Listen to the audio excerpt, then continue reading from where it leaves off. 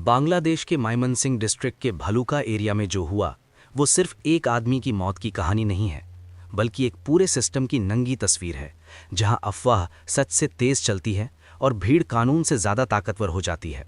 एक हिंदू आदमी जो अपनी नॉर्मल ज़िंदगी जी रहा था, काम कर रहा था, उस पर अचानक ये बात फैला दी गई कि उसने रिलीजन के बारे में गलत कमेंट किया है।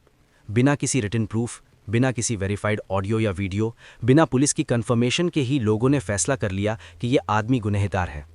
ग्राउंड रियलिटी ये है कि साउथ एशिया के कई एरियाज़ में लोग अब कोर्ट, इन्वेस्टिगेशन और एविडेंस पर भरोसा करना ही भूलते जा रहे हैं, और जैसे ही रिलीजन का नाम आता है, लॉजिक और इंसानियत दोनों साइड हो जाती हैं। धीरे धीरे लोग इकट्ठा होने लगे, गुस्सा भड़कता गया और भीड़ ने खुद को जज, जूरी और एग्जीक्यूशनर मान लिया, जो किसी भी डेमोक्रेटिक या सिविलाइज सोसाइटी के लिए सबसे खतरनाक सिग्नल होता है।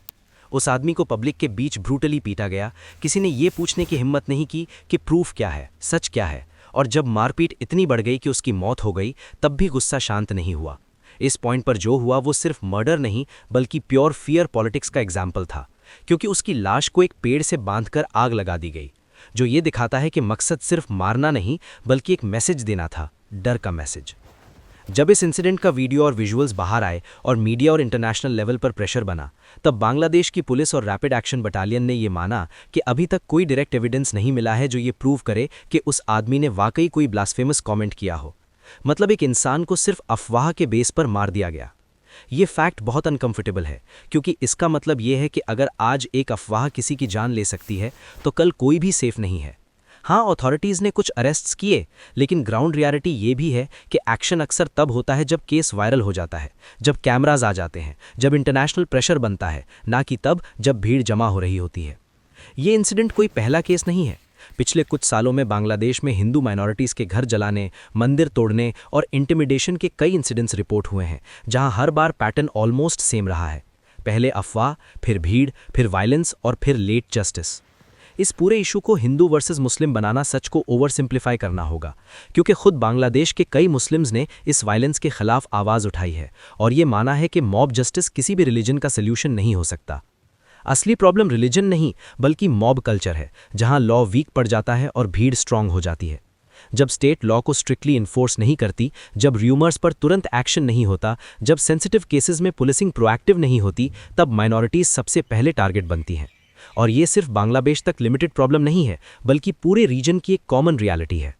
एक सिविलाइज सोसाइटी में डिसएग्रीमेंट का जवाब डिबेट होता है, इन्वेस्टिगेशन होती है, और अगर कोई गुनहगार हो तो कोर्ट पनिशमेंट देता है। लेकिन जब भीड़ ही पनिशमेंट देने लगे, तो समझ लेना चाहिए कि सिस्टम फेल हो रहा है। इस इंसिडेंट का सबसे डार्क एस्पेक्ट ये है कि एक आदमी की मौत के बाद भी लोगों को लगा कि वो काफ़ी नहीं है, और लाश को जलाना ज़रूरी समझा गया, जो क्लियरली दिखाता है कि वायलेंस सिर्फ रिएक्शन नहीं, बल्कि आइडियोलॉजी बन चुकी है। ये गुस्सा किसी एक रिलीजन के खिलाफ नहीं होना चाहिए, बल्कि उस सिस्टम के खिलाफ होना चाहिए जो अफवाह को सच बनने देता है और भीड़ को कानून से ऊपर बैठा देता है।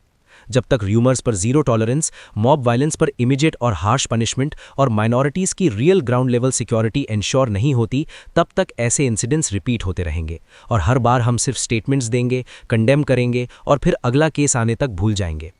एक आदमी को सिर्फ अफवाह पर जला देना सिर्फ एक क्राइम नहीं है, ये एक सिस्टम फेलियर का सबसे ब्रूटल सिंबल है, क्योंकि आग सिर्फ एक बॉडी को नहीं जलाती, वो पूरे सोसाइटी के कॉन्शियंस को जला देती है, और जब कॉन्शियंस जल जाता है तो डेवलपमेंट, डेमोक्रेसी और प्रोग्रेस सब हॉलो हो जाते हैं।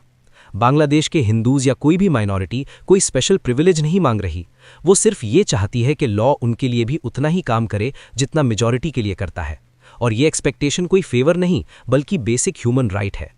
अगर आज हम इस इंसिडेंट को नॉर्मलाइज कर देते हैं, सिर्फ एक और न्यूज़ मानकर स्क्रॉल कर देते हैं, तो हम इनडायरेक्टली इस बात को एक्सेप्ट कर रहे होते हैं कि मॉब जस्टिस एक्सेप्टेबल है, और ये एक्सेप्टेंस किसी भी सोसाइटी को अंदर से खोखला कर देता है।